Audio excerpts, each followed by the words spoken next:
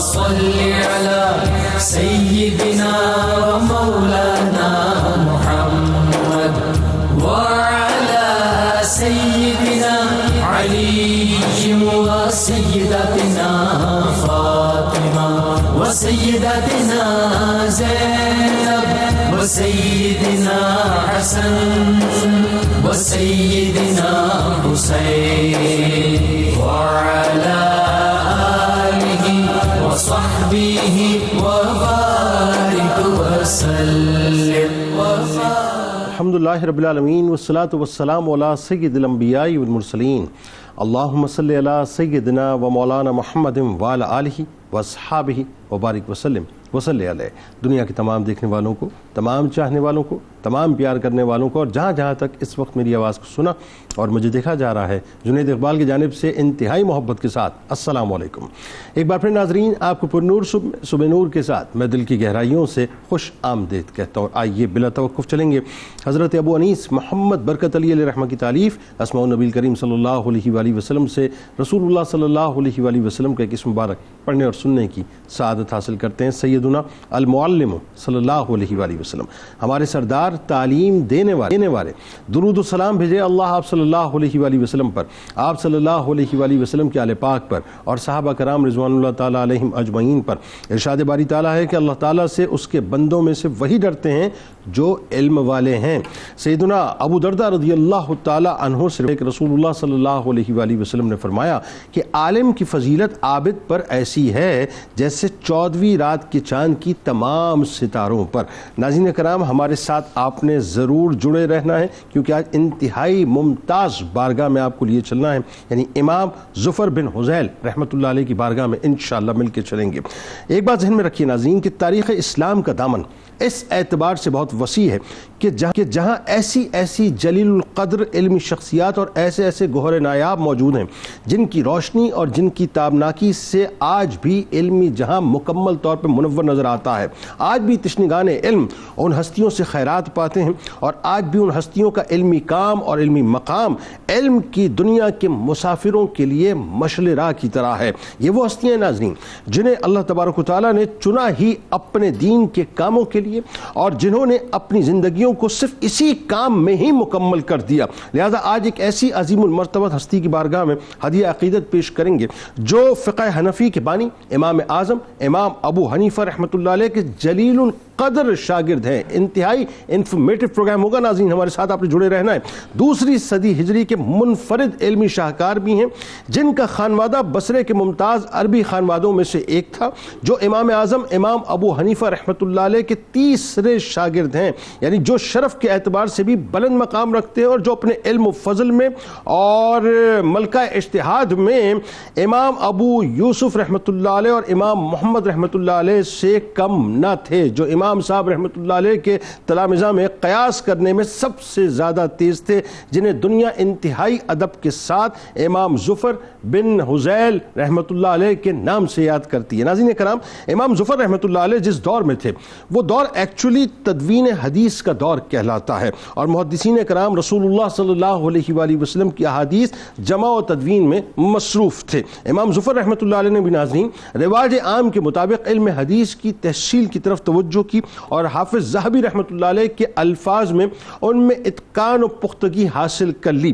آپ رحمۃ اللہ علیہ نے کئی ایک شیوخ سے استفادہ کیا۔ پھر ایک واقعے کے بعد ظاہر زندگی میں انسان کے کبھی کبھی ناظرین کو ٹرننگ پوائنٹ آیا کرتا ہے، تو آپ کی زندگی میں بھی ایک ٹرننگ پوائنٹ آیا کہ ایک واقعے کے بعد بالانتظام امام ابو حنیفہ رحمۃ اللہ علیہ کی مجلس درس میں آپ باقاعدہ شامل ہونے لگے۔ ظاہر قدرت نے آپ سے اب کچھ اور کام لینا تھا، بس پھر کیا تھا کہ امام صاحب رحمۃ اللہ علیہ کے علم کے اسیر ہو گئے، یعنی یوں کہیے کہ انہی کے ہو کر رہ گئے۔ تقریباً 20 برس تک ان کی خدمت اور ان کی رفاقت میں رہے۔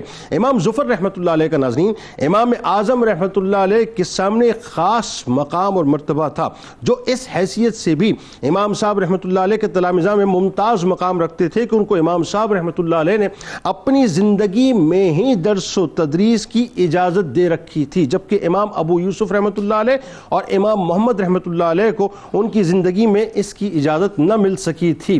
ناظرین کرام، امام ظفر رحمۃ اللہ علیہ وہ ہستی ہیں کہ علم و فضل کے ساتھ ساتھ زہد و اتقاء اور استغنا و بے نیازی میں بھی امام صاحب رحمۃ اللہ علیہ کا پرتاؤ آپ کو ملا تھا، جن کو دنیاوی مناصب سے کوئی غرض نہ تھی، یعنی آپ کی توجہ اس بات پہ تھی نہیں کہ آپ کو حکومت کی طرف سے کیا کچھ آفرز ہوا کرتی ہیں، چنانچہ حکومت کے شدید اصرار کے باوجود بھی آپ نے عہدہ قضا کو قبول نہیں کیا، یعنی آپ کو وہ چاہتے تھے کہ آپ کسی جج کی کرسی پہ بیٹھ جائیے لیکن آپ نے اس کو قبول نہیں کیا۔ اس ضمن میں ناظرین ان پر سختیاں بھی بہت زیادہ کی گئیں اور ان کو روپوشی کی مصیبت بھی جھیلنی پڑی، مگر ان تمام تکالیف کے باوجود انہوں نے اپنے آپ کو اس آزمائش میں، یعنی وہ جو آزمائش حکومت کی طرف سے آفر کی صورت میں یا منصب کی صورت میں آ رہی تھی، اس کو کسی طور سے قبول کرنا پسند نہ کیا۔ اور یہ ذہن میں رکھیے گا ناظرین، مناصب بظاہر تو بہت اچھے لگتے ہیں لیکن یہ سمجھ لیجئے ایسا پل صراط ہوا کرتا ہے کہ پھر خدا نخواستہ انسان یا تو دوزخ رسید ہوتا ہے یا کوئی بہت ہی بھلا آدمی ہو تو پھر اچھے کام کر کے جنت رسید ہو جایا کرتا ہے۔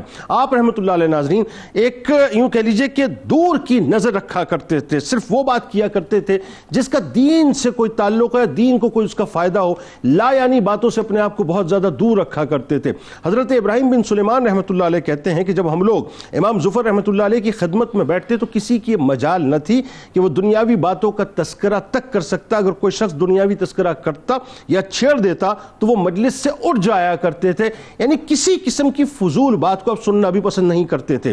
امام ظفر رحمۃ اللہ علیہ کا تعلق ناظرین چونکہ ایک خوشحال گھرانے سے تھا لہذا ان کو ان مصائب سے دوچار نہیں ہونا پڑا جس سے دوسرے لوگ دوچار ہوتے تھے، اور انہوں نے پوری دل جمعی کے ساتھ اور اطمینان قلب کے ساتھ تحصیل علم کا یعنی یہ کہہ لیجئے کہ فریضہ سر انجام بھی دیا اور موقع بھی ان کو اسی انداز سے ملا۔ انہوں نے اولاً اپنے مقام پر ابتدائی علوم حاصل کیے، قرآن کریم کو حفظ کیا، پھر جب ان کے والد ان کو لے کر اصبہان پہنچے تو انہوں نے وہاں کے محدثین اور دیگر اجلہ علماء سے علم حاصل کیا۔ یوں کہہ لیجئے مراتب طے کرتے کرتے آپ اس مقام پہ پہنچے کہ امام اعظم امام ابو حنیفہ رحمۃ اللہ علیہ کے تیسرے عظیم ترین شاگرد بنے، اور بھرے مجمع میں امام اعظم امام ابو حنیفہ رحمۃ اللہ علیہ ایک بار فرماتے ہیں کہ وہ ائمہ مسلمین کے ایک امام اور دین کی سربلندی کے ایک نشان ہیں۔ کمال شخصیتیں صاحب، ابھی تو دل چاہ رہا تھا کہ کچھ اور ان پہ گفتگو ہو جائے لیکن اب یہ ظاہر ہے فریضہ آپ انجام دیجئے اور آغاز کیجئے۔ امام ظفر بن حذیل رحمۃ اللہ علیہ، آپ کا پہلے تو نسب مبارک بتائیے، پھر خاندان کا تعارف خاص طور پہ لوگوں کو کروائیے، پھر آپ دیکھیے والد ہوں، والدہ ہوں، بھائی ہوں، آپ کی زوجہ ہوں، سبھی کو اللہ تبارک و تعالیٰ نے ایک مقام اور مرتبہ دیا۔ ایسا لگتا ہے کہ یعنی مراتب کی کہکشاں کے اندر آپ تشریف فرمائیں، بتائیے۔ بسم اللہ الرحمن الرحیم، بہت شکریہ۔ ایک تو سعادت کی بات یہ ہے کہ امام اعظم ابو حنیفہ رحمۃ اللہ تعالیٰ علیہ آپ کی سیرت پر آپ کے شاگرد ہیں امام ابو یوسف جن کا نام یعقوب ہے، اور امام محمد بن حسن شیبانی رحمۃ اللہ تعالیٰ علیہ، ان بزرگوں پہ تو گفتگو ہوتی ہے لیکن غالباً اتنی ڈیٹیل میں امام ظفر رحمۃ اللہ تعالیٰ علیہ پر ہم جب پڑھا رہے ہوتے ہیں تو اس میں اقوال آ جاتے ہیں کہ امام ظفر اس مسئلے پہ اختلاف کرتے ہیں کہ امام ظفر کا قول اس اعتبار سے یہ ہے، لیکن امام ظفر ہیں کون، ان کی سیرت کیا ہے، ان کی شخصیت کیا ہے، غالباً یہ میرے لیے بھی اور سننے والوں کے لیے بھی بہت بہتر ہوگا کہ متوجہ رہے تاکہ ان کی سیرت کے اعتبار سے معلوم ہو۔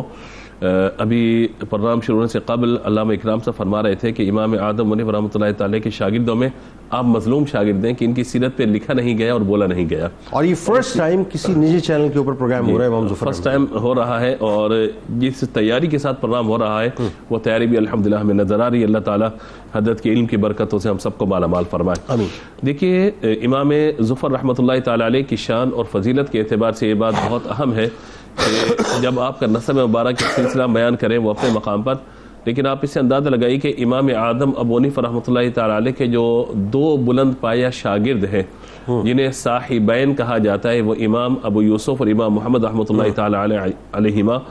اب ان دونوں کی صورتحال یہ ہے کہ ہر جگہ پہ صاحبین کا ذکر آپ کو ملے گا، لیکن امام ظفر رحمۃ اللہ تعالیٰ علیہ کہ جو ان سے قبل ہی امام اعظم ابو حنیفہ رحمۃ اللہ تعالیٰ کی نگاہ انتخاب ان پر پڑ گئی تھی اور امام اعظم ابو حنیفہ رحمۃ اللہ تعالیٰ علیہ نے انہیں درس و تدریس کے لیے منتخب فرما لیا تھا اپنی ہی موجودگی میں بڑی بات۔ تو آپ یہ دیکھیے کہ یہ ان کی انفرادیت و خصوصیت ہے، مزید جو چیزیں اس پر آگے بات کریں گے، لیکن یہ خاص طور پہ بات نظر آتی ہے کہ کسی کو مسند تدریس پر استاد اپنی زندگی کے اندر ہی فائز کر دے اور بٹھا دے. استاد بھی امام اعظم ہو, استاد بھی امام اعظم علیہ رحمۃ اللہ تعالی علیہ ہو, تو شاگرد کا مقام کتنا بلند و بالا ہوگا کہ وہ جب درس و تدریس کے لیے آپ کو جو ہے اولن آپ کو جو ہے مطلب وہاں پہ درس و تدریس کے لیے آپ کے انتخاب فرمائے. تو یہ آپ کے لیے بہت بڑا کمال, بہت بڑی سعادت کی بات ہے. جس طرح بھی آپ نے ذکر فرمایا کہ نام آپ کا ظفر ہے, ابو الحذیل یہ آپ کی کنیت ہے, اسی طریقے سے بصرہ یہ آپ کا آبائی وطن شمار کیا جاتا ہے, اور اموی دور کے اندر جو ہے آپ کے والد محترم جو ہے وہ اصبہان قبیلہ جو تھا اس کے جو ہے مطلب والد تھے. 110 ہجری میں آپ کی ولادت ہے. امام اعظم ابو حنیفہ رحمۃ اللہ تعالی علیہ اور آپ کی عمر کے درمیان تقریباً 30 سال کا فرق ہے. سن 80 ہجری کے اندر امام اعظم کی ولادت ہے اور 110 کے اندر جو ہے وہ آپ کی ولادت ہے, یعنی دوسری صدی ہجری کی ابتدائی مطلب جو ہے ابتدائی مطلب معاملات میں. اور یہاں ایک بات اور میں عرض کروں آپ کو کہ آپ کی عمر بھی بڑی کم ہوئی ہے. 48 سال کی عمر کے اندر آپ نے دنیا سے یہ پردہ فرمایا, اور پھر اولاد بھی آپ کی کوئی نہ تھی. یعنی جو کام آپ کا درس و تدریس کا تھا, جو بھی تھا, وہ آپ کی ذات کے ساتھ ہی ختم ہو گیا. جو آپ نے زندگی میں طلباء کو پڑھاتے ہوئے لکھوایا بس وہی لکھا ہوا رہ گیا, کیونکہ ایک درس و تدریس کرنے والا تحریر و تصنیف کی طرف نہیں آ سکتا. تحریر و تصنیف والے کے لیے پھر درس و تدریس بڑا مشکل ہو جاتا ہے. تو یہ معاملہ جب ہمیں نظر آتا ہے آپ کی حیات کے اعتبار سے کہ آپ نے یعنی سینہ بسینہ جو علم ہے اس کی اشاعت تو کی ہے, لیکن تحریر آپ کی چونکہ آپ نے اس طرف آپ نے توجہ نہیں فرمائی, تو لہذا اس طرف جو ہے وہ آپ کی توجہ نہ گئی, اور آپ نے درس و تدریس ہی جو ہے وہ اپنا آپ نے مسکن بنایا, سارا معاملہ کیا.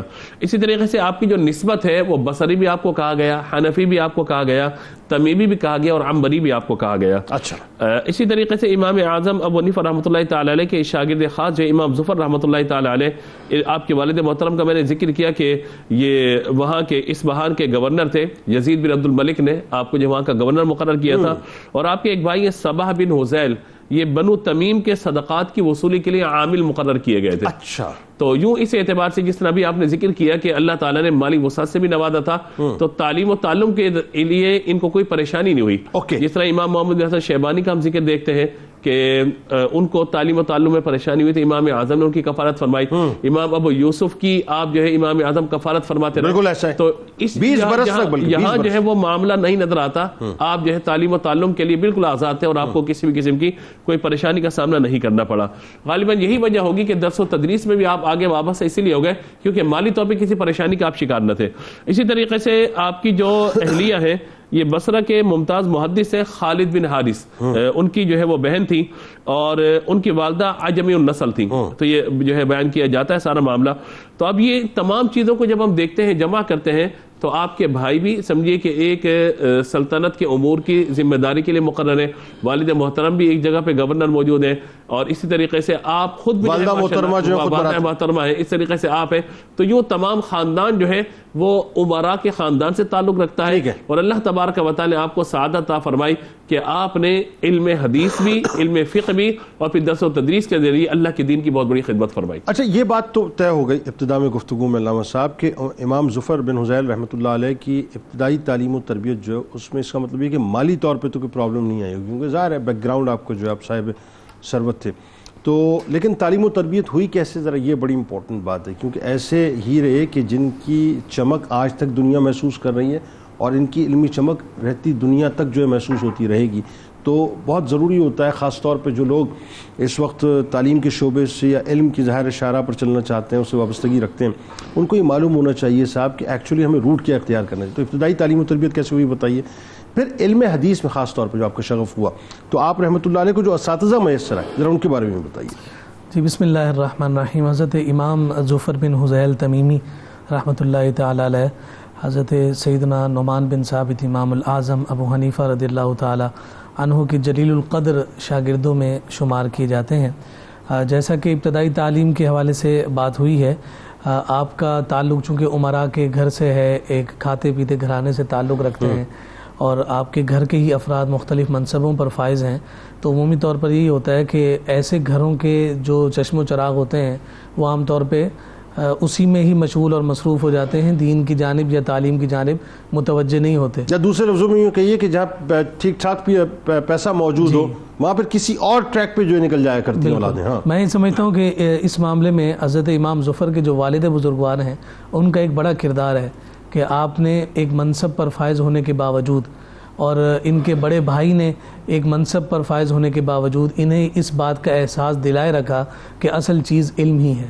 علم ہی وہ نور ہے واہ. کہ جو آپ کو وہ پختگی عطا کرتی واہ. ہے جس کی بنیاد پر آپ اپنے پاؤں پر کھڑے ہو سکتے ہیں.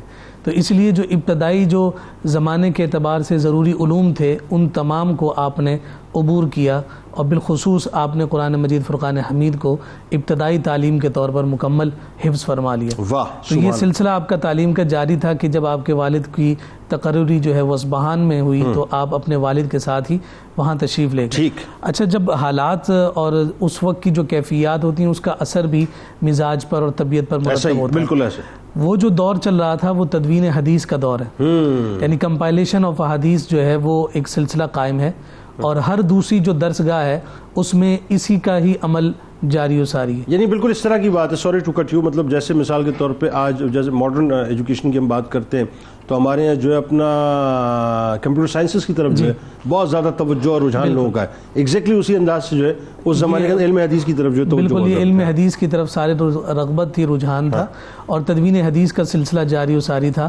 تو اسی بنیاد پر آپ کا بھی شغف اور آپ کا جو شوق ہے وہ بھی حدیث کی جانب بڑھا ہے. اس لیے اس کے بعد جب آپ ابتدائی تعلیم کے بعد جب اسپیشلائزیشن کی طرف گئے تو آپ نے بھی جو روٹ اختیار کیا وہ حدیث کا ہی تھا، تدوین کا ہی تھا، جرح و تعدیل ہی کا تھا. ٹھیک. تو اس بنیاد پر پھر آپ اس وقت کے بڑے محدثین کے سامنے اکتساب فیض کے لیے موجود رہے. اوکے. چند ایک بڑے نام ہمیں نظر آتے ہیں، وہ کیا؟ اور وہ خود گویا کہ ایک ایسے ستارے ہیں کہ ان کی روشنی آج موجود ہے، اور ان کے شاگرد جب امام ظفر ہیں تو استاد کا عالم کیا ہوگا. امام اعمش رحمۃ اللہ تعالی علیہ ایک بہت بڑا نام ہے، اور فن حدیث میں آپ کو گویا یوں سمجھیے کہ سند کا مقام اور مرتبہ حاصل ہے. امام اعمش جو ہے ان کا یہ اعزاز ہے کہ انہوں نے حضرت انس بن مالک رضی اللہ تعالیٰ عنہ کی رویت بھی کی ہے، ان سے روایت بھی کی. تو یہ تابعی ہوئے. سبحان اللہ. حضرت انس بن مالک سے ان کی زیارت اور دیدار بھی کیا ہے، اور ان سے گویا کہ شاگردی بھی ہے کہ ان سے آپ نے حضور علیہ السلام کی حدیث کو روایت کیا ہے. یعنی آپ یوں کہہ رہی کہ ون سٹیپ پہ جو ہے وہ صحابی کا فیض آپ کو منتقل ہوا. تابعیت کے مرتبے پر فائز ہے کہ حضور کے صحابی کا جلوہ اور دیدار کیا اور ان سے اکتساب فیض کی سعادت بھی حاصل ہوئی. بعض لوگ تو ہمیں یہ نظر آئے نا صرف صحابی کو دیکھ لیا تو وہ تابعی ہو گئے، لیکن امام اعمش وہ ہیں کہ صحابی دیکھے بھی اور پھر ان سے فیض بھی حاصل، اور ان کا فیض جو ہے پھر ان کو امام ظفر تک پہنچا. تو یہ امام اعمش وہ ہیں کہ جن کے بارے میں سیر اعلام النبلاء میں امام ذہبی، جنہیں حافظ ذہبی کہا جاتا ہے، وہ کہتے ہیں کہ یہ الامام ہیں، شیخ الاسلام. واہ واہ. حافظ ذہبی جو ہیں وہ یوں سمجھیے کہ اسماء الرجال کے باب میں دیکھیے یا پھر ان علماء کے طبقے میں نقد کے اعتبار سے دیکھیے تو ذہبی ایک بہت بڑا نام. تو وہ جن کو وہ سند جن کو دے دیں اور شیخ الاسلام کہہ رہے ہیں، تو اس کو جان لینا چاہیے کہ شیخ اعمش جو ہیں کتنا بڑا نام ہے. اچھا، پھر اسی طرح سے حضرت یحییٰ بن قطان رحمۃ اللہ تعالی علیہ ذکر کرتے ہیں کہ یہ یعنی اعمش جو ہیں، جو امام ظفر کے استاد ہیں، کہتے ہیں یہ علامت الاسلام ہے، اسلام کی علامت ہے. اللہ. تو اس سے اندازہ لگائیے کہ کتنے بڑے بزرگوں سے حضرت امام ظفر نے اکتساب کیا. پھر دوسرے جو بزرگ ہیں، بڑا جو نام ہمیں نظر آتا ہے وہ حضرت شیخ اسماعیل بن ابی خالد رحمۃ اللہ تعالی علیہ.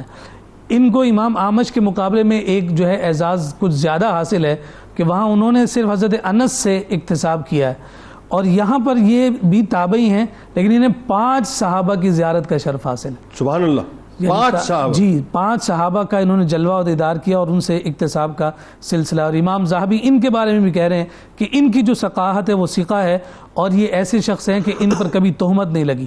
باقی بہت سارے نام بڑے نظر آتے ہیں جس میں ایک حضرت محمد بن اسحاق المغازی ہیں، حضرت زکریا بن ابی زائدہ ہیں، اور سعید بن ابی عروبہ ہیں، اور اس طرح کے دیگر بڑے نام جو اس وقت فن حدیث پر کام کر رہے تھے. امام ظفر نے براہ راست ان سے اکتساب فیض کیا. یعنی یہ آپ کی زندگی کا تعلیم و تربیت کے اعتبار سے پہلا فیض ہے کہ جہاں پر احادیث رسول صلی اللہ علیہ وآلہ وسلم کے ساتھ آپ کا قلبی میلان ہوا، اور پھر ظاہر ہے آپ کو اساتذہ بھی وہ ملے کہ میں اگر یہ کہوں کہ علم حدیث کے آسمان پر بھی ٹاپ آف دا لائن ستارے جن کو آپ کہیں تو غلط نہ ہوگا، ان سے آپ نے اکتساب فیض کیا. اچھا، ایک تو ہو گیا سلسلہ.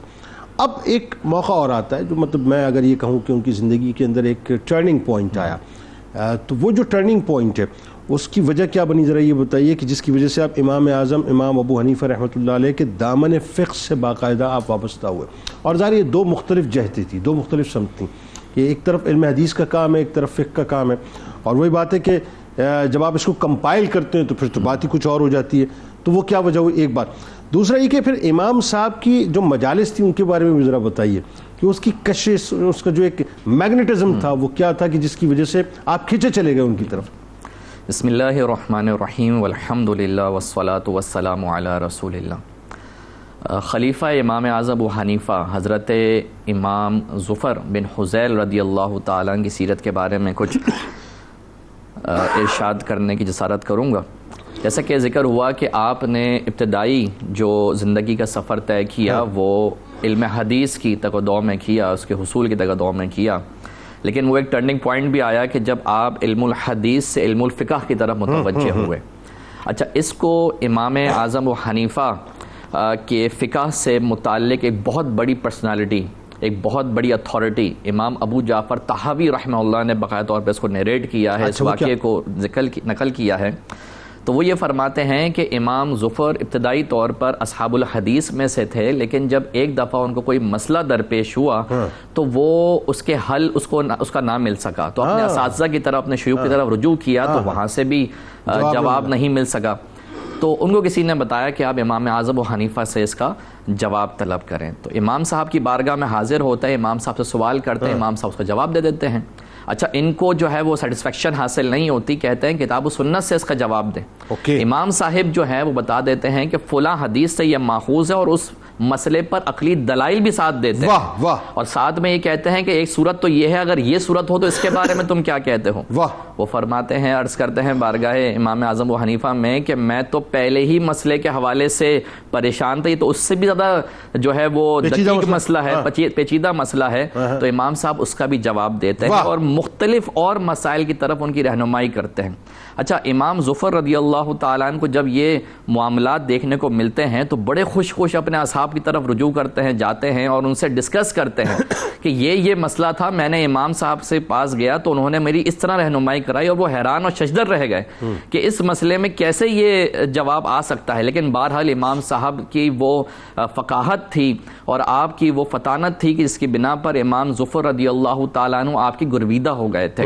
اچھا، پھر جیسا کہ آپ نے ذکر کیا کہ وہ کشش کیا تھی، وہ میگنیٹزم کیا تھا، تو دراصل میگنیٹزم یہ تھا کہ امام صاحب اپنے گرد ایک میگنیٹک فیلڈ کریٹ کیے ہوئے تھے، اور ان کا طریقہ جداگانہ کیا تھا کہ آپ کے جتنے بھی سیشنز ہوتے تھے، درس ہوتے تھے، وہ انٹریکٹیو ہوتے تھے. ہاں، وہ کیا بات تھی وہ ذرا بتائیے. وہ یہ تھا کہ ایسے دیکھیں، نارملی جو درس ہوا کرتا تھا اس زمانے میں وہ یہ ہوتا تھا کہ اساتذہ جو ہے اپنے طلبہ کو جو ہے وہ بس املا کروایا کرتے تھے، ڈکٹیٹ کرا دیا کرتے تھے، نریٹ کر دیا کرتے تھے. لیکن امام صاحب کا معاملہ یہ تھا کہ نہ صرف وہ نریٹ کرتے بلکہ طلبہ سے پوچھتے کہ آپ کی کیا رائے ہے اس بارے میں. تو یوں ایک برین اسٹارمنگ سیشن وہاں پہ ہوا کرتا تھا کہ جو طلبہ کے اندر مجتہدانہ صلاحیت کو ابھارتا تھا. یعنی یوں کہہ لیجئے کہ امام صاحب اپنا جو پرسیپشن ہے وہ بعد میں دیتے تھے، پہلے طلباء سے ان کا انپٹ لیتے تھے. جی، پھر ایک کنسنسس سے جو ایک جنریٹ کرتے تھے، کنسنسس بھی کہہ سکتے ہیں، اور جو اس پہ غالب رائے ہوتی، یہ اپروپریٹ ورڈ ہے، غالب رائے، بالکل ٹھیک، اس کو بیان کیا جاتا تاکہ درست مسئلہ امت تک پہنچ سکے. اچھا، پھر یہاں پر جب یہ معاملات ہوتے ہیں، میں یہاں پہ ضمناً ایک بات عرض کرتا چلوں کہ دیکھیں، حدیث اور فقہ کو آسان لفظوں میں ہمارے ویورز جو ہیں ان میں سمجھانے کے لیے میں ڈفرینشیٹ اس طرح کروں گا کہ حدیث اور فقہ ایسا ہے جیسا کہ انگلش اور میتھس ہے. یعنی جیسے ہمارے اسکولز کے اندر انگلش سکھائی جاتی ہے اور میتھس سکھائی جاتی ہے، تو طریقہ کار کیا ہوتا ہے کہ انگلش تو صرف بتا دیا تھا یہ سینٹینس ہے، آپ کو یہ بولنا ہے، ٹھیک ہے. جبکہ میتھس میں کیا ہوتا ہے کہ ٹیچر جو ہے بس ایک آپ کو ایکویشن بتا دیتا ہے اور اس کے بعد بچوں کو کہتا ہے کہ آپ نے خود اس کو سالو کرنا ہے. تو جیسی طرح یہاں پر ہوتا ہے. انگلش کیا ہوا اور میتھس کیا ہوئی؟ انگلش میں یہ ہوا کہ صرف نریٹ کر دیا جاتا ہے کہ بھائی یہ جملہ ہے، اس کنڈیشن میں یہ جملہ بولنا ہے. اس میں کوئی ایسا نہیں ہے کہ آپ نے بہت زیادہ غور و فکر کرنا ہے، آپ نے بہت زیادہ برین اسٹارمنگ کرنی ہے، جبکہ میتھس کے اندر یہ ساری چیزیں کرنی ہوتی ہیں. یعنی فقہ کو میتھس کہہ لیں، فقہ بیسیکلی میتھس ہے کہ اس کے اندر برین اسٹارمنگ کرنی ہوتی ہے، سوچنا پڑتا ہے، غور و فکر کرنا پڑتا ہے. حدیث میں صرف آپ نے نریٹ کرنا ہوتا ہے کہ یہ چیز ہے، یہ سند ہے، یہ متن ہے. اچھا، پھر جو بات ہوتی ہے کہ وہ اس محفل کی کشش کیا ہوتی، تو اب اندازہ کیجئے کہ امام اعظم ابو حنیفہ کے شاگرد امام ابو یوسف، ان کے 100 سے زائد شیوخ ہیں، 100 سے زیادہ ٹیچرز ہیں. اسی طرح امام ظفر ہیں، ان کے کئی اساتذہ ہیں، امام محمد کے کئی اساتذہ ہیں. لیکن جو ان کو کشش اپنی طرف متوجہ کی ہوئی تھی. اس کا جو بیان ہے وہ امام ظفر فرماتے ہیں جالست ابا حنیفہ اکثر من 20 سنہ کہ میں امام ابو حنیفہ کی صحبت میں 20 سال سے زائد رہا. فرمایا فلم ارا احدا انسا واشفق الناس منہ کہ میں نے آپ سے بڑھ کر کسی کو خیر خواہ اور لوگوں پر زیادہ شفیق نہ پایا. یہ ہمارے لیے ایک بہت بڑا درس ہے جو ہمارے ماڈرن ڈے ٹیچرز ہیں, جو ہمارے لیکچرارز ہیں, کہ بچوں کے ساتھ آپ نے اسٹوڈنٹس کے ساتھ کس طرح بیہیو کرنا ہے, ان کے ساتھ انٹریکشن.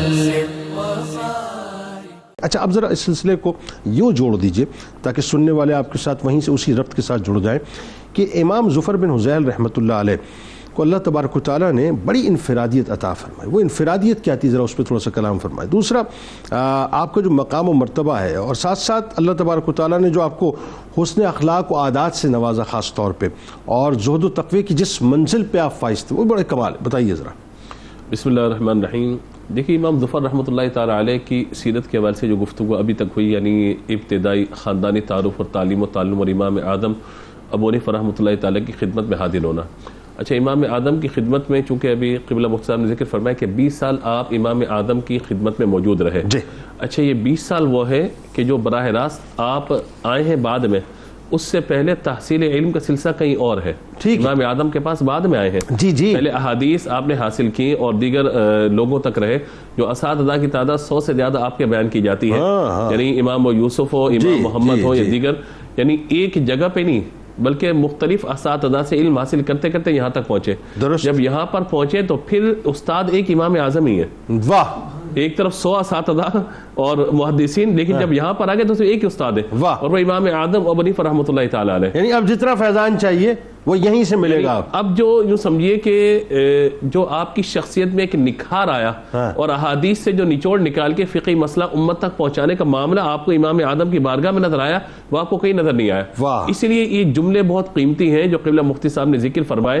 میں انہیں دوبارہ دہرا دیتا ہوں تاکہ یہ بات لوگوں تک رہے, کیونکہ ان کا خوف خدا یا ان کا تقوی یا حسن اخلاق وہ بعد میں آئے گا. پہلے اس استاد کی خدمت کی, استاد کی بارگاہ میں حاضر ہو کر جو استاد کی آپ نے کیفیت دیکھی اس کو بیان کیا, تو انہوں نے یعنی امام ظفر نے امام اعظم جیسا بننے کی کوشش کی ہے. آپ یہ دیکھیے یہاں پہ کہتے ہیں میں 20 سال تک ان کی خدمت میں رہا, تو کوئی بڑا کمال نہیں, میں 20 سال تو اور شاگرد بھی رہے, لیکن خود بیان کرتے ہیں, کیا کہتے ہیں کہ میں نے آپ سے زیادہ انسانوں کا کسی کو خیر خواہ نہیں دیکھا. واہ, یا لفظ مسلمان نہیں ہے, مسلم نہیں ہے, واہ واہ, انسان ہے یہاں, کیا اچھی بات, انسانوں کے خیر خواہ, انسانوں کا خیر خواہ, یعنی ہر مسئلے میں انسانوں کی رہنمائی کیسے کرنی. امت کی تو رہنمائی امام اعظم کر رہے ہیں, انسانوں کی رہنمائی کیسے کرنی. سبحان اللہ. دوسرا فرمایا کہ آپ دیکھیے کہ توحید کا کتنے بڑے علم بردار, کہا کہ ان کا سارا معاملہ فقط اللہ کی رضا کے لیے ہوتا تھا. کسی معاملے میں اپنی محنت اپنی تگودو امام اعظم اگر کر رہے ہیں تو اس کے پیچھے مقصد کیا ہے, فقط اللہ تبارک و تعالی کے, یعنی کوئی نمود و نمائش نہیں ہے, کوئی ایکسپوژر نہیں ہے, صرف اللہ کی رضا, اللہ کی رضا.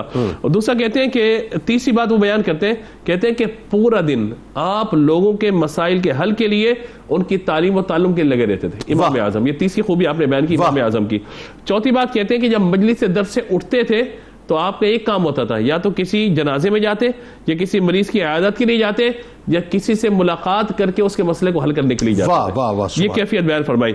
اور فرمایا کہ پھر چوتھی بات, پانچویں بات یہ ہے کہ اگر کسی کو کوئی ضرورت ہوتی تو آپ اس کی ضرورت کو پورا کرتے, اور جب رات, یعنی اب یہ خلق خدا کے سارے معاملات مکمل ہو گئے, اب جب رات ہوتی ہے تو آپ کے 3 کام ہیں, تلاوت قرآن پاک ہے, اللہ کا ذکر ہے, اور نماز ادا کرنی ہے. اب جب استاد کی ان کیفیت کو دیکھ رہے ہیں, اب آپ آئیے شاگرد کی طرف کہ ان کا اخلاق کیا ہے, ان کا ورع کیا ہے. تو آپ کے بارے میں اس بات کو ذکر کیا گیا کہ علم و فضل کے اعتبار سے جو ساری باتیں آپ کو بیان کی گئیں, ان میں ایک چیز جو بیان کی حسن اخلاق کے بارے میں اور دنیا سے بے رغبتی کے بارے میں. کہا جاتا ہے کہ امام داؤد رحمۃ اللہ تعالی علیہ, جو ہے داؤد طائی رحمۃ اللہ تعالی علیہ, یہ اور امام ظفر ان دونوں نے آپس میں بھائی چارہ قائم کر لیا تھا. ہم دونوں آپس میں بھائی ہیں, ٹھیک ہے نا, ہوتے نا دوست اور بھائی آپ بنا لیتے ہیں. تو اب یہ ہوا کہ آپ کے پاس علم حدیث بھی موجود ہے اور علم فقہ بھی موجود ہے, اور اس کے ساتھ ساتھ عمل کے جذبہ بھی ظاہر موجود ہے. اور یہ عمل کہاں سے ملا؟ امام اعظم حنیفہ کی بارگاہ سے. اب داؤد طائی رحمۃ اللہ تعالی علیہ نے درس و تدریس کو چھوڑا, خلق خدا کی خدمت کو چھوڑا, اور مکمل عبادت کے یکسو ہو گئے. آپ کے بارے میں لوگوں نے لکھا کہ آپ نے خلق خدا سے اپنے منہ کو نہیں موڑا. ایک طرف عبادت ہے, ایک طرف لوگوں کی خدمت کا سارا معاملہ. تو درس و تدریس بھی ہے اور پھر یہ بھی ہے. میں تصوف کے اعتبار سے ایک اصطلاح یہاں پہ عرض کرتا چلوں کہ دیکھیے, ایک اصطلاح ہمارے یہاں کہا جاتی ہے سالک, اور ایک ہوتا ہے مجذوب. دونوں محبوب ہے، سالک بھی محبوب ہے، مجذوب بھی محبوب ہے، لیکن مجذوب وہ ہے کہ جو بالکل تنہائی کا شکار ہو گیا، اکیلے چلا گیا اور وہ اس راہ پر چلا گیا کہ اب خلق خدا سے بے رغبتی ہو گئی، لیکن سالک وہ ہے جو خود بھی اللہ کے راستے پہ چلنے والا ہے، دوسروں کو بھی چلانے والا ہے، اسی لیے سالک کا مقام زیادہ بلند و بالا ہے۔ تو لہذا آپ کی شان کے اندر ہمیں یہ بات نظر آتی ہے کہ جس طرح امام اعظم ابو حنیفہ رحمۃ اللہ تعالیٰ علیہ خلق خدا کی خدمت میں مصروف ہے اور انفرادی طور پر انڈیویجول اپنی عبادت میں مصروف ہے، تقویٰ پر اسی طریقے سے ہمیں نظر آتے ہیں کہ درس و تدریس بھی ہے یہاں پہ اور پھر انفرادی عبادت بھی ہے۔ اسی لیے آپ کے وصال کا ذکر کرنے والوں نے اس بات کو ذکر کیا، آپ کی 2 ازواج تھیں لیکن اولاد کوئی نہ تھی، اسی لیے کہا جاتا ہے کہ جب آپ کے انتقال کا معاملہ ہوا تو جو کچھ آپ کے پاس آپ نے کہا میری ازواج کے، اس کے کچھ باقی بچہ ہی نہیں تھا کہ جو باقی وارثوں کے کام آ جاتا، کچھ بھی باقی نہیں تھا آپ کے پاس۔ تو یہ ہے زندگی کا معاملہ کہ بندہ زندگی اتنے احسن انداز سے گزارے، درس و تدریس بھی ہو، گھر بار کے معاملات بھی ہو، ساری چیزیں ہو، اور جب دنیا سے بندہ جائے تو حافظ شیراز کی وہ بات، جب تو دنیا میں آیا تھا تیری کیفیت یہ تھی کہ تو رو رہا تھا اور لوگ ہنس رہے تھے، جب تو دنیا سے جائے تو تیری یہ کیفیت ہو کہ لوگ رو رہے ہو اور تیرے لبوں پر اچھا ایک بات جو بڑی خاص ہے، میں آپ کی انفرادیت کے حوالے سے میں چاہتا ہوں اس پہ تھوڑا سا ذرا آپ کلام فرمائیں کہ امام ظفر رحمۃ اللہ علیہ کے بارے میں کہا جاتا ہے کہ آپ کا کردار مجتہدانہ کردار تھا، یعنی آپ جو ہے وہ اجتہاد بھی فرمایا کرتے تھے۔ دیکھیں 2-3 چیزیں، ایک یہ ہے کہ جب ہم فقہ کی بات کرتے ہیں تو کتاب اللہ، سنت رسول، اجماع اور قیاس۔ دیکھیے جو مسئلہ کتاب اللہ میں موجود ہے اس پہ حدیث سے جانے کی ضرورت نہیں ہے، جو مسئلہ کتاب اللہ سے براہ راست سے ملتا ہے حدیث کی طرف جائیں گے۔ اگر یہ نہیں تو پھر تعامل صحابہ جس کو اجماع کہا جاتا ہے اور پھر اس کی طرف ہم جائیں گے۔ اگر یہ سب چیزیں نہیں ملتی تو قرآن و حدیث میں جو باتیں بیان ہوئی ہیں ان کے مطابق پھر قیاس کیا جائے گا۔ اچھا ہر شخص کی انفرادی خصوصیت ہوتی ہے، تو درس و تدریس کی وجہ سے اللہ نے آپ میں یہ صلاحیت و ملکہ عطا فرمایا تھا کہ وہ معاملات کے جن پہ قیاس کرنا دوسروں کو مشکل ہوتا تھا، امام ظفر رحمۃ اللہ تعالیٰ علیہ امام اعظم کے علم کی نشست کی برکتوں سے قیاس کرنے میں سب سے بلند مقام پہ نظر آتے تھے۔ اور اسی بات کو آپ یہ دیکھیے، ابھی آپ نے بریک پہ جانے سے قبل ایک بات ارشاد فرمائی تھی کہ امام اعظم حنیفہ رحمۃ اللہ تعالیٰ علیہ نے 36 افراد کا ذکر فرمایا کہ ان میں سے 28 وہ ہیں کہ جو قاضی بننے کی صلاحیت رکھتے ہیں، یہ کوئی 2 ایسے ہیں اور جو ہے 2 ایسے ہیں جو قاضی یعنی 6 وہ ہیں کہ جو مفتی بن سکتے ہیں اور 2 ہیں کہ جو ان دونوں کی تربیت کر سکتے ہیں۔ ان تربیت کرنے والوں میں امام ابو یوسف کا نام یہاں پر آتا ہے، وہی امام ظفر کا نام امام اعظم نے ذکر فرمایا۔ تو یہ بھی آپ کی خصوصیت ہے کہ درس و تدریس کا معاملہ ہو، زہد و ورع کا معاملہ ہو، اور آپ کے انتقال پہ بات لکھی گئی کہ آپ خوف خدا اور آخرت کی باس پرسی کی وجہ سے دنیا سے آپ رخصت ہوئے۔ اور ایک اور خصوصیت یہ قیاس کے اعتبار سے نظر آتی ہے ہمیں کہ آپ نے اس چیز کو اختیار کیا، اور خصوصیت یہ بھی کہ آپ نے علم اور عمل دونوں چیزوں کو اس انداز سے جمع فرمایا کہ درس و تدریس بھی ہے اور اس کے ساتھ علم و عمل بھی آپ کے۔ آخر میں علامہ صاحب ذرا یہ بتائیے، امام ظفر رحمۃ اللہ علیہ کی ظاہر ہے مطلب ایک وقت آپ کی زندگی میں ایسا آتا ہے کہ جب آپ باقاعدہ آپ ظاہر ہے اس مشن کے لیے، چونکہ ایکچوئل تو آپ مدرس تھے نا، درس و تدریس آپ کا شعبہ تھا، تو آپ کے اندر وہ حکمت میں جو امام اعظم امام ابو حنیفہ رحمۃ اللہ علیہ نے آپ کو ودیت کی تھی، تو آپ جب بصرہ کی طرف گئے تو وہاں آپ نے باقاعدہ مجالس درس جو سجائی اس کے بارے میں بتائیے، پھر جو فقہ حنفی کے آپ نے خاص طور پہ خدمات انجام دی ہیں وہ ذرا بتائیے، اور جو مجتہدانہ کردار آپ نے، ظاہر ہے وہ میں نے سوال تھوڑا سا مطلب علامہ صاحب سے کیا تھا لیکن میں چاہتا ہوں اس میں ذرا ڈیٹیلنگ تھوڑی سی ہونی چاہیے، اور خاص طور پہ جو علمی مقام و مرتبہ اللہ تعالیٰ نے آپ کو عطا کیا، بتائیے۔ بسم اللہ الرحمن الرحیم۔ جنید بھائی، جو بھی شخص علم تاریخ اور رجال سے واقف ہے وہ یہ بات جانتا ہے کہ اہل بصرہ اور اہل کوفہ ان کے درمیان علمی اختلاف رہا ہے، حتیٰ کہ آج بھی جب ہم درس نظامی کی کتب پڑھتے ہیں تو اس میں ایک بہت ہی بنیادی کتاب ہے ہدایت النحو، تو اس میں بھی اختلاف آتے ہیں کہ بصریوں کا یہ قول ہے اور کوفیوں کا یہ قول ہے، وہ علمی اختلاف بالکل۔ تو ایسے ہی اختلاف اس دور میں بھی تھا، علمی اختلاف تھا کہ اہل بصرہ کے اقوال الگ تھے، اہل کوفہ کے اقوال الگ تھے۔ تو اس دور میں تلامذہ امام اعظم ابو حنیفہ میں سے ایک شاگرد تھے آپ کے جن کا نام تھا یوسف بن خالد بصری۔ اچھا، تکمیل علم کے بعد انہوں نے ارادہ کیا کہ وطن کو جائیں اور وطن پہ جا کے پھر دوبارہ درس و تدریس کا سلسلہ قائم کریں۔ تو امام صاحب نے ان کو اس دور کے حالات کو دیکھ کر یہ حکم ارشاد فرمایا تھا، یہ گویا کہ نصیحت تھی کہ آپ نے باقاعدہ طور پہ درس و تدریس کا انعقاد نہیں کرنا بلکہ حکمت عملی کے ساتھ آپ نے کام کرنا ہے۔ لہٰذا انہوں نے وہاں تو گئے لیکن امام صاحب کی نصیحت پہ شاید اس انداز پہ عمل نہ کر سکے، چنانچہ انہوں نے وہاں پہ درس و تدریس کا آغاز کر دیا۔ اچھا، ماحول چونکہ ناساز تھا اس حوالے سے تو لہٰذا وہاں پہ مخالفت شروع ہو گئی اور ان کو اپنا درس مسند جو ہے وہ ختم کرنے پڑی. اچھا پھر آپ نے اس دور میں جو وہاں کے امام تھے بصرہ کے شیخ عثمان بن مسلم، ان کی صحبت اختیار کی، ان کی معیت اختیار کی، ان کے مجلس میں بیٹھنا شروع کیا. تو وہاں پہ دیکھا کہ جو وہ بات کہہ رہے ہیں امام صاحب کے تو اقوال اس سے جداگانہ ہیں، تو وہ امام صاحب کے اقوال جب کہنے لگے تو ظاہر سی بات ہے جیسے کہ پہلے بھی ذکر کیا کہ حالات ناگفتہ بھی تھے، مناسب نہیں تھے، تو وہاں یہ چیز پسند نہ کی گئی اور ان کے ساتھ ناروا سلوک اختیار کیا. اچھا یہی کچھ معاملات یا یہی کچھ سیناریو امام ظفر کے ساتھ بھی پیش آیا.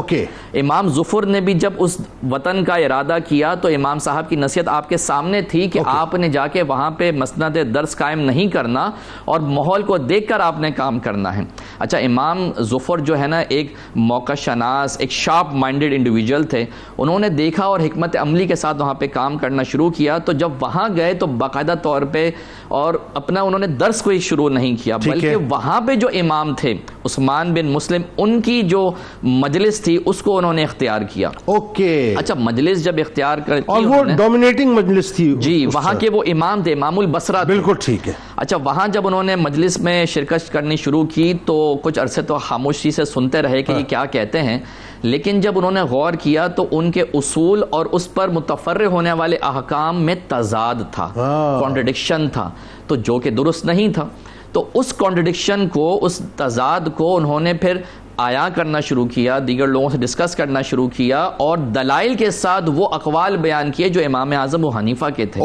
اچھا جب یہ چیزیں ان کے تلامذہ یعنی جو عثمان بن مسلم کے تلامذہ تھے، اسٹوڈنٹس سے انہوں نے دیکھنے شروع کی تو وہ تو امام ظفر کے گرویدہ ہو گئے اور انہوں نے یہ ڈیمانڈ کی اپنے امام سے یعنی امام عثمان بن مسلم سے کہ آپ اپنے اقوال سے رجوع کریں.